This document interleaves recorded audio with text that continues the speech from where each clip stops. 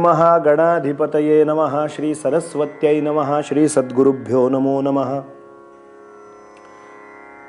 माला कमंडलुरधः करपद्मयुग्मे मध्यस्थपाणियुगुले डमरु त्रिशूले यस्यस्त ऊर्ध्वकरयोः शुभशङ्खचक्रे वन्दे तमत्रिवरदं भुजषट्कयुक्तं काषाय वस्त्रं करदण्डधारिणं कमण्डलुं पद्मकरेण शङ्खं चक्रं गदाभूषितभूषणाढ्यं श्रीपादराजं शरणं प्रपद्ये। अवधूत चिंतन श्री गुरुदेव दत्त। श्रीपाद श्रीवल्लभ श्रीमंद्रसिंह सरस्वती स्वामी महाराज की जय। श्रीमद वासुदेवानंद सरस्वती स्वामी महाराज की जय। श्री गुरुदेव दत्त दत्त दत्त। मंडळी नमस्कार।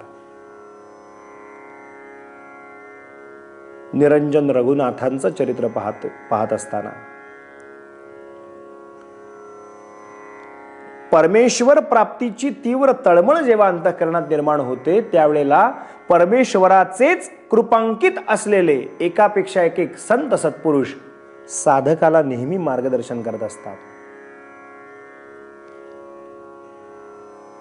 परमेश्वर प्राप्तीसाठी तुम्हाला जायचे तेव्हा पुढचा सगळा प्रवास देव कधीच तुम्हाला दाखवत नाही। तुम्ही मार्गक्रमणा करताय का, प्रयत्न करताय का, ते प्रयत्न करत असताना काही अनुभूती परमेश्वर शक्ती तुम्हाला देते।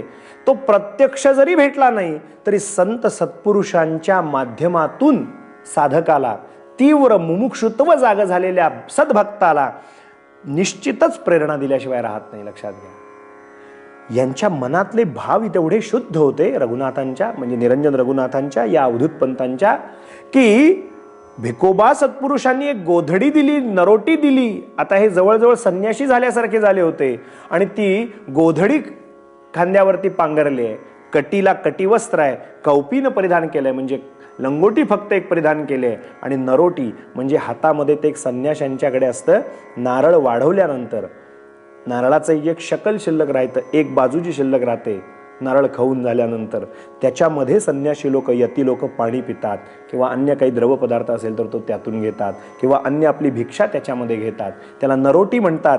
ही नरोटी त्या भिकोबांनी यांना दिली होती। ते घेऊन ब्राह्मणवाड्याला हे अवधूत पंत पोहोचले आणि इथे मात्र एक जबरदस्त आयुष्याला कलाटणी मिळाली। एक कानपाट्या अवधूत पंथातला एक नाथपंथी बाबा त्यांना तिथे भेटला। तो कानफाटी बाबा जो होता, तो नाथपंथी बाबा जो होता, त्यानं गिरनार पर्वतावरती साधना केलेली होती। गिरनार या दिव्य पर्वतावरती गोरखनाथांची, आपण याच्यावर वारंवार चर्चा केली आहे की नवनाथांची परंपराच गिरनारवरती झाली आहे। त्या परंपरेतला हा अधिकारी सत्पुरुष होता। याच्या लक्षात आलं की हा आलेला जो समोर आपल्या जो जीव आहे हा सामान्य नाही, याच्या आयुष्यात पुढे काय होणार आहे हे त्या बाबांनी पाहिल्या त्यांच्या लक्षात आलं। त्यांनी विचारलं, बच्चा कहाँ से आया है?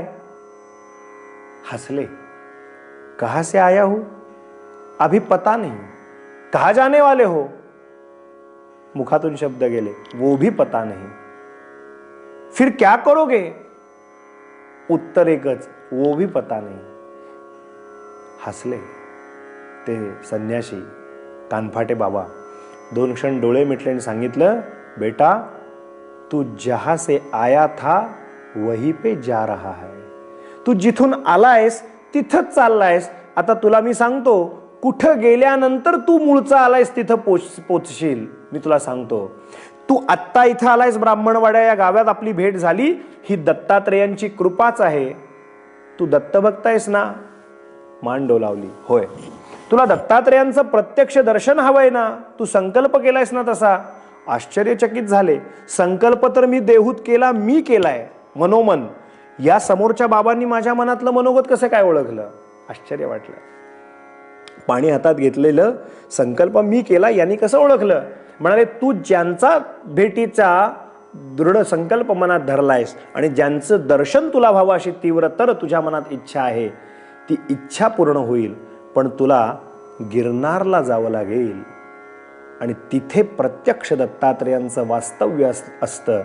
त्या दत्तात्रेयांच्या पवित्र वास्तव्याने पुनीत झालेल्या 12,000 वर्ष साधना केलेल्या अत्रिपुत्र दत्तात्रेयांच्या तपस्थलीला गिरनार पर्वतावरती तू जा, तुला दत्तात्रेयांचं दर्शन घडेल।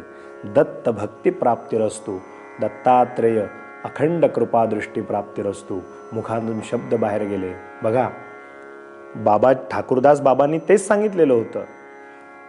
या निघालेल्या कानफाटी संन्याशांनी गिरनारला जा असा पुढचा टप्पा, पुढचं मार्गदर्शन केलं. शिवाय जाता जाता दत्तात्रेयांचं दर्शन तुला प्राप्त होवो म्हणून आशीर्वादही दिला. आतमध्ये प्रवेश केला त्या ठाकूर मंदिरामध्ये जुन्नरला. तर या सगळ्या जमलेल्या साधूंच्या टोळक्यांनी, त्या साधूंच्या त्या तिथल्या त्या जमावानी यांचा उपहास करायला सुरुवात केली. बघा, परमार्थ मार्गामध्ये ही एक परीक्षाच आहे बरं का देवाची, की परत मार्गापासून प्रवृत्त सुद्धा परमेश्वर शक्तीच करत असते. परीक्षा पदोपदी घेत असते. परमेश्वर शक्ती निरंतर परीक्षा घेत असते. आता या जमलेल्या साधू संन्याशांनी यांचा उपहास कसा केला? स्वात्म प्रचिती ग्रंथामध्ये स्वतः अवधूत पंत कुलकर्णी लिहितात. म्हणजे पुढे जे निरंजन रघुनाथ झाले ते निरंजन रघुनाथ लिहितात, एक म्हणती झाला वेडा, एक म्हणती झाला वेडा, एक म्हणती निस्संग उघडा, एक म्हणती बुद्धी प्रौढा, वेडा कैसा म्हणावा. एक म्हणती मंत्र चळला, एक म्हणती भांग प्याला, एक म्हणती कासया आला, जाई ग्रामा भीतरी.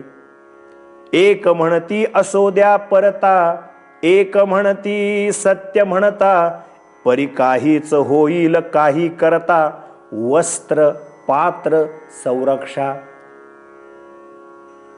कशा पद्धतीनं उपहास घडू लागला, काय प्रकार आहेत बघा. हे एक संन्यासी काय म्हणतो, अरे हा कोणतरी वेडा आलाय, कोणतरी खुळा आलाय आपल्या इथे. कोण आलाय हा? एक म्हणती निस्संग उघडा. हा असा निस्संग दिसतोय, निस्संग झालेला दिसतोय, काही जवळ बाळगत नाही. एक म्हणाला, अरे असं नाही, मला असं वाटतं हा कोणीतरी ज्ञाता आहे बरं का. म्हणजे कशी मतमतांतर आहेत वेगवेगळ्या संन्याशाची. एक म्हणती बुद्धी प्रौढा, हा कोणीतरी हुशार दिसतोय. वेडा कैसा म्हणावा, याला मूर्ख कसं म्हणता. तिसरा म्हणतो, एक म्हणती मंत्र चळला. मंत्र चळणे म्हणजे मंत्र नीट जर जपला. बघा, जप हा शब्द आहे, मंत्राचा जप करायचा असतो आणि मंत्र जपायचा पण असतो. तो जर मंत्र जर नीट जपता नाही आला, तो जप नीट जपता नाही आला, जपून त्याला जर नीट सांभाळता नाही आलं, तर तो मंत्र चळू शकतो, त्यानं बुद्धी भ्रमित होऊ शकते. काही संन्यासी म्हणाले, हा मंत्र चळलेला कोणीतरी दिसतोय, काहीतरी चुकीचे मंत्र म्हणून याच्या डोक्यावर परिणाम झालेला दिसतोय. एक म्हणती भांग प्याला, हा म्हणाले हा जरा व्यसनी दिसतोय. आणि एक म्हणती असो द्या परता, तो म्हणाले कसं का असे ना, आलाय ना, आपल्यामध्ये राहतोय ना, राहू द्या.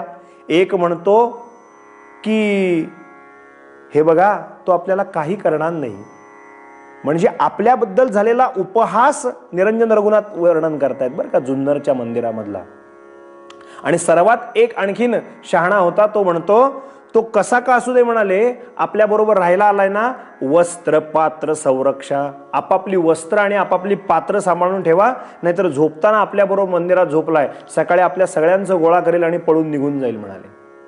हा सगळ्या पद्धतीचा उपहास ऐकून एखाद्याला चीड येईल, पण हे चिडले का? चिडणारी माणसं घडत नसतात, जी चिडत नाहीत तीच आयुष्यात घडतात. काय घडलं यांच्या बाबतीत जुन्नरला आपण उद्याच्या चरित्राख्यानात पाहू. आज इथेच वाणीला विराम देऊ. अवधूत चिंतन श्री गुरुदेव दत्त दत्त दत्त.